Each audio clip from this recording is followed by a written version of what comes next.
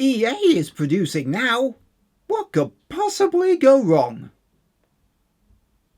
Not much, actually.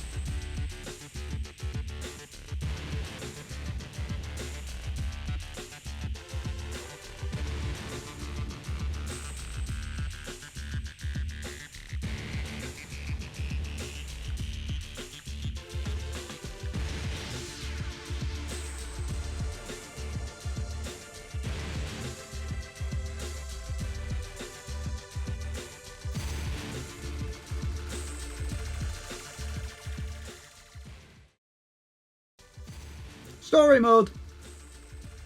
In the first game, you fought against the Timesplitters, changing history by moving stuff randomly around, or something. In the second game, you took the fight to the Splitters by stealing their time crystals. Now, in the third game, you will use the crystals to track their source and destroy it, ending the war before it starts. Level 1, Time to Split. Get used to hearing that. Yeah, it's time to split. Time to split. Time to split. Yeah! Time to split! I'll get the next one. First job, get the time crystals back to base. Shoot anyone or anything that gets in the way, including unknown soldiers, mutant time splitters, and giant flying saucers. Also, for the first time in the series, blood!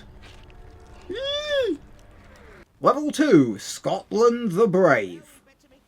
You've played as these characters before, but now you're playing alongside them. You get to see their reactions to things that are happening, get more of a sense of the character than you did before. There we go. You can thank me later. I say, how did you do that? There's more to you than meets the eye, eh? Do you think that device might be useful for, say, I don't know, getting into bank vaults, perhaps? Well, you've got the explosives, old chap. It's time this door wasn't here. Something tells me the captain has done this before. Also, the aiming system is no longer pants. I know.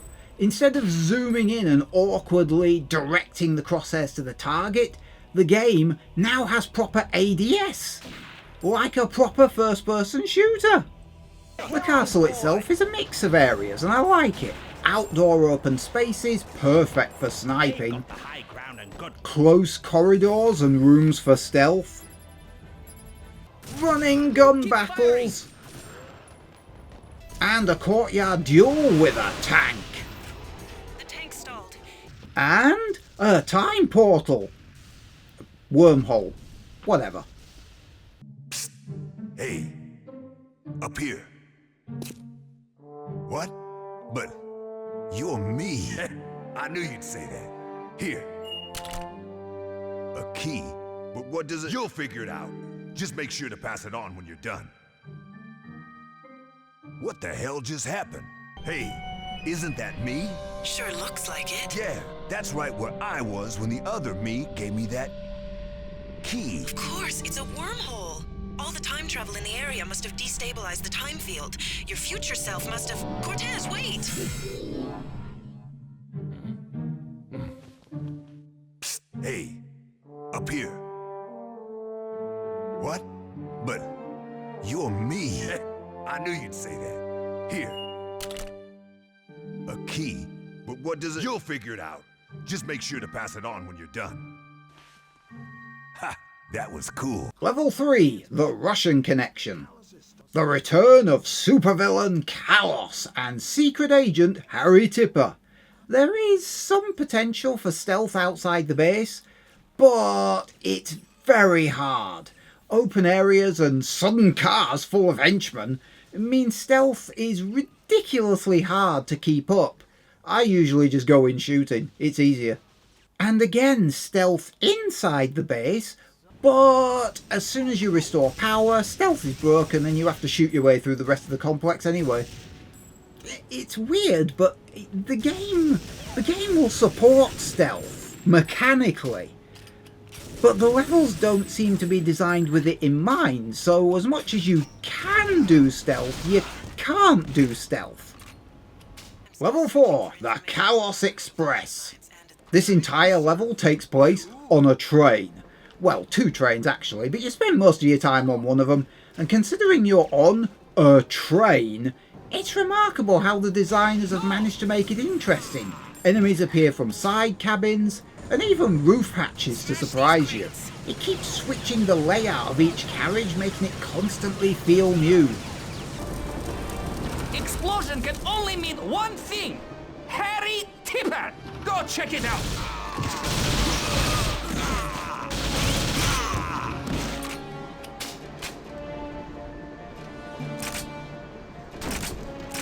Wow, this is such a guy's room. And this time, the wormhole allows you to double team the enemy. The first version of you keeps the soldiers back, the second version of you shoots down the helicopter. And yes, you do have to play both roles. Hey, nice to see a friendly face. You take down the chopper. I'll keep the guards off your back.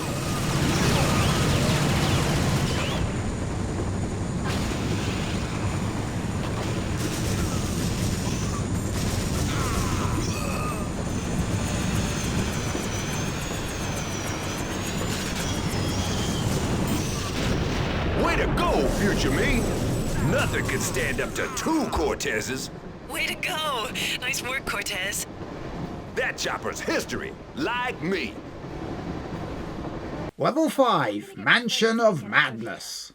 This one just goes full Resident Evil. Though to say it's a straight up copy of Resident Evil would do it a disservice. True, it starts in the classic entry hall, but quickly sends ghosts after you. Then come the zombies. Then the zombie shotgunners. Oh, but joy of joys! They don't teleport in with no warning!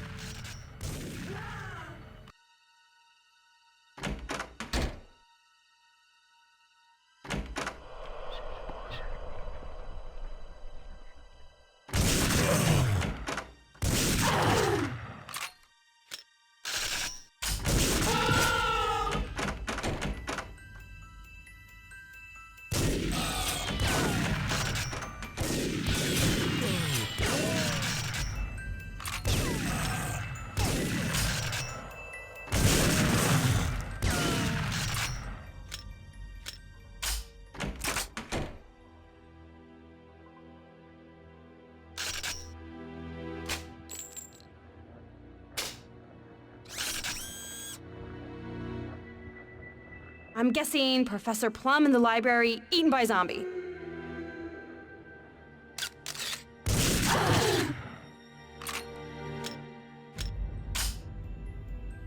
I am so glad the haunted house theme is back, although this house is far superior to the one in the original game. There's a lot more furniture, a lot more detail, more enemy variety. It's like they really dialed it up for this one. I'm so glad they did it again. If you haven't noticed yet, you will now. Reloading is no longer instantaneous. It's realistic. Well, mostly. It's really noticeable now because the double-barreled shotgun is slow to reload and only has 2 shots. Fortunately, enemies don't swarm you in the kind of numbers they used to. Level 6, what lies below? The caves and the lab, that's what. The caves are honestly a bit irritating. You have to do the time loop thing again. Taking out the zombies the first time round isn't a problem, but second time round, you have to shoot the ghosts instead, and the other Cortez relentlessly steps in front of you, blocking your shot, or runs too far ahead of you to actually protect him. The lab is much better. Electric zombies!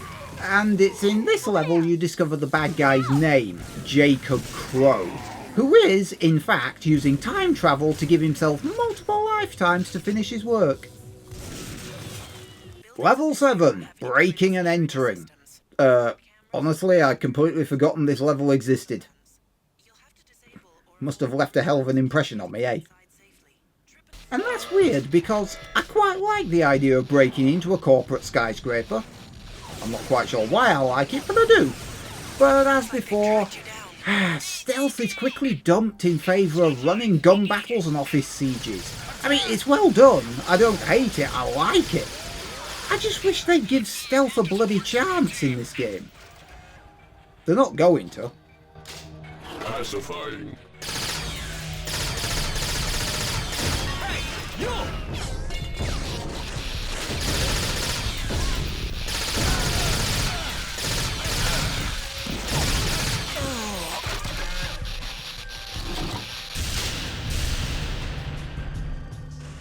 Level 8, Eugenius Eugenics. Another underground lab, another round of soldiers and mutants. I like how you have to use the injector to defeat the mutants, instead of just shooting them, like the soldiers keep on trying to do, which they discover doesn't work. But the standout moment here is... Cortez, this security system is based on a dual-key algorithm. Each terminal must be simultaneously decrypted in order to proceed. Cortez, do you realize what that means? Keep it going. I'll take the other terminal. Warning. Warning. Maximum permitted room occupancy exceeded. Alarm state beta engaged. Extreme countermeasures deployed. 4 Cortezes in one room. And you know what? It's about to get even more bloody complicated than that. So, Cortez finds Crow and demands answers from him by asking him about all his plans, which Crow hasn't come up with yet. I know you used the time device to travel back to 1994 and tell your younger self to carry on your twisted genetic experiments using the power of the time crystals. Really? Really? Well, yeah. And exactly where do I get this time device? Don't be alarmed. It's me, your younger self. I've come from the past to give you this time device. So, to summarise, not only does old Crow give the young Crow a leg up, not only does young Crow give the old Crow a leg up, but Cortez, who has been investigating Crow this whole time, is the one that gave Crow the idea for his evil plan in the first place. If you're still keeping up with all this, I salute you. Level 9, Machine Wars. Driving a tank, then shooting out of the tank's turret on the top. It's a separate turret, part of a time loop. And lots of shooting robots. It's hard to see this as anything other than being inspired by the Terminator franchise.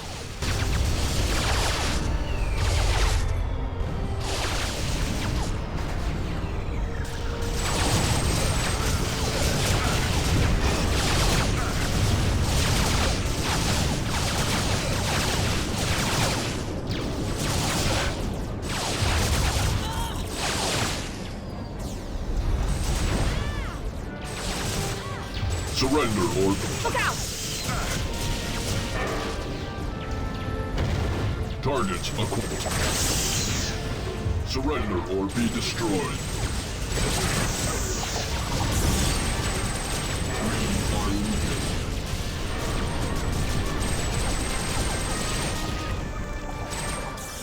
Level 10, something to crow about. Yeah, I didn't name these levels. yet another secret lab under yet another surface facility. At least he's consistent, I suppose. And we finally get confirmation of what we've been kind of assuming the entire time. Crow is the origin of the Timesplitters. Ah! Big shock! Da da da! Level 11. You take the high road. The bad guys have a city. And the city's worth of bad guys. See what I did there? Seriously, there's shitloads of them. They're everywhere!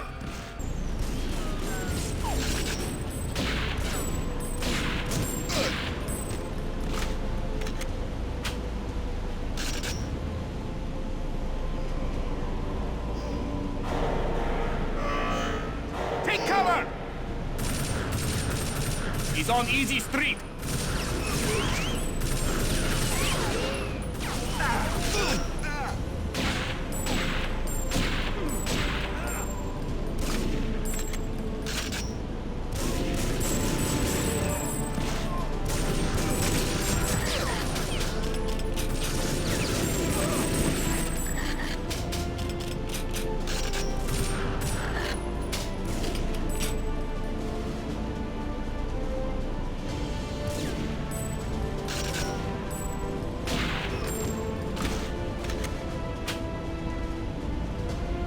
Level 12, the Hooded Man. You know, if this happened over the course of 2, maybe 3 seasons of a TV show or streaming show or whatever, this would be quite clever. As it is, this game's campaign is only 4 hours. Cortez time travels back to the first level and gets to play support to himself. Only the loop is way bigger than the previous ones. You can even match the scenes up with each other. But don't get me wrong, I like this part, but I just think it would have been more effective if this particular time loop had been stretched out over a much longer time span. Level 13, Future Perfect. The final boss. That's it.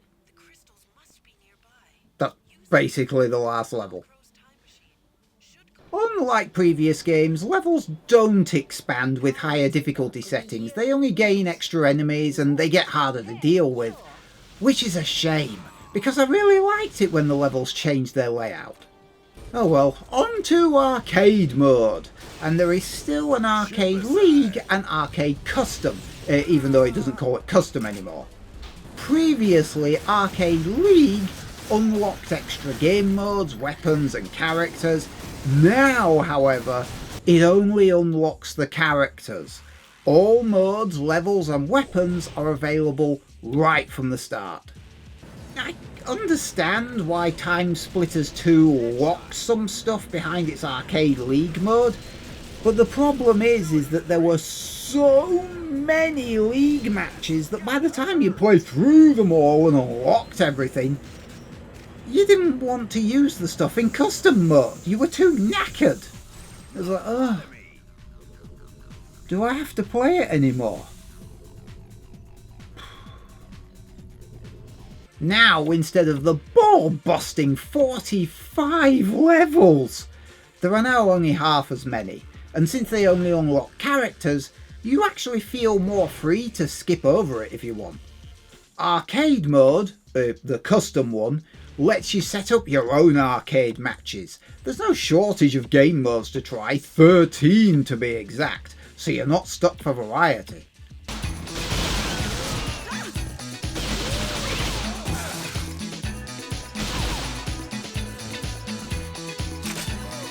Blue team scored. Blue bag stolen.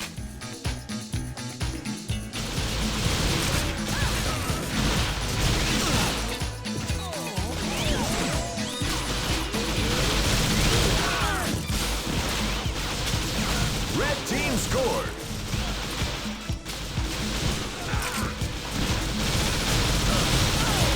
Blue bag stolen.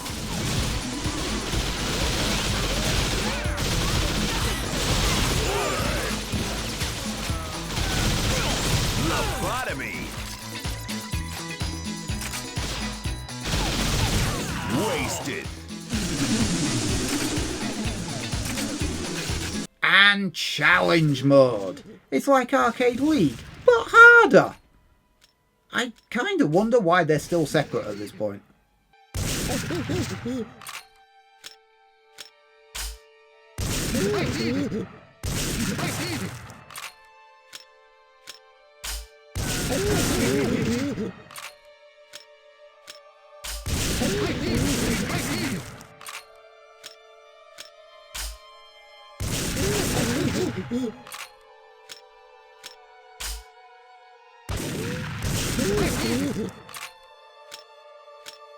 There's a lot of fun to be had with this. I particularly welcome the huge Siberia-themed level, which is a sniper's paradise. Nothing like it in the last games, not on this scale. Killing spree. Headshot. Skullbuster.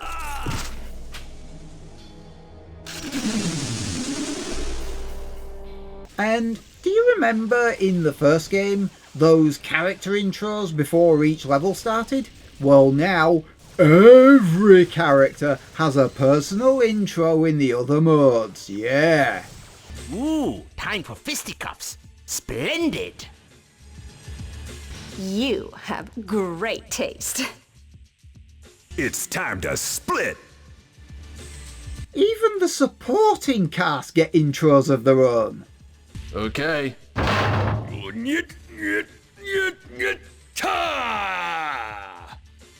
Hua!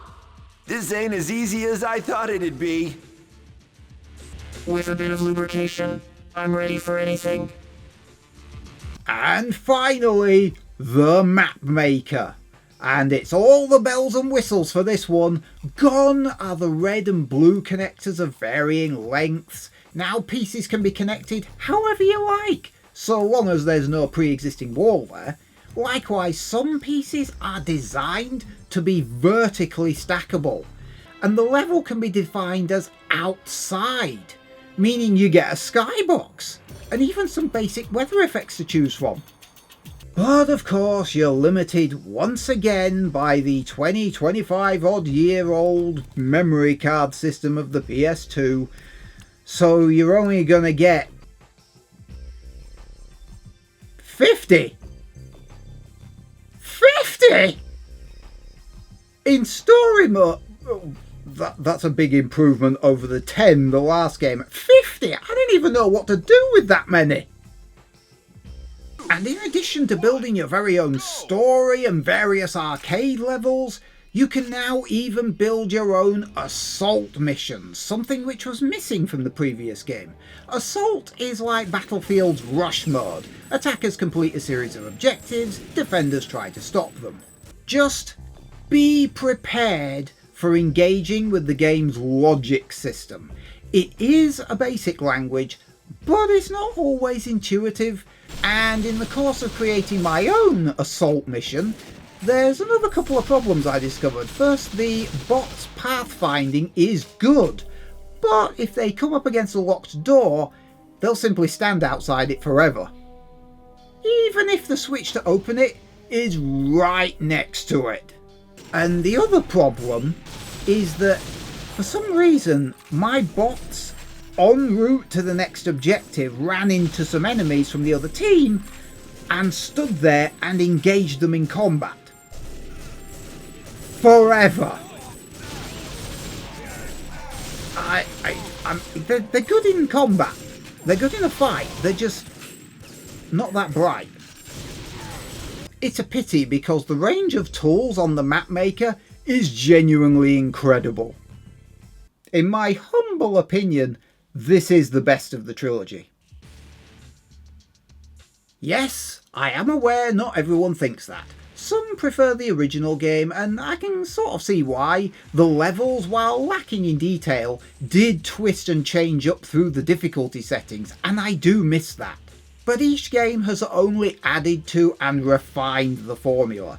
The levels are more engaging, the furniture makes them more lived in, more real. The enemies do more than just teleport in all the time. It tries to do more with its story, basic though it is. The arcade and challenge modes are still a riot, and the map maker offers more options than ever before. Yes, it still has no online connectivity. Think of it less as lacking a feature and more as a welcome return to the days of good old couch co-op. If this is the last Timesplitters game we ever get, it's been a hell of a ride. It's a good game. It's a good series. It's time to... I gotta go. But... oh well. Too old for me anyway. That'll do for this video. What did you think of it? Leave a like or dislike down below. What did you think of Timesplitters? Did you play it back in the day? What do you think of it now? How does it match up to modern games, perhaps? And if you haven't played Timesplitters before and now you're playing it, does it look really retro and crap, or are you enjoying it? Leave a comment down below. And for those of you who can't get enough of my dulcet tones, you can always subscribe, ring the bell for notification, that's a separate thing. Or if you want to inflict my irritating persona on someone else, you can always share instead. See you next time.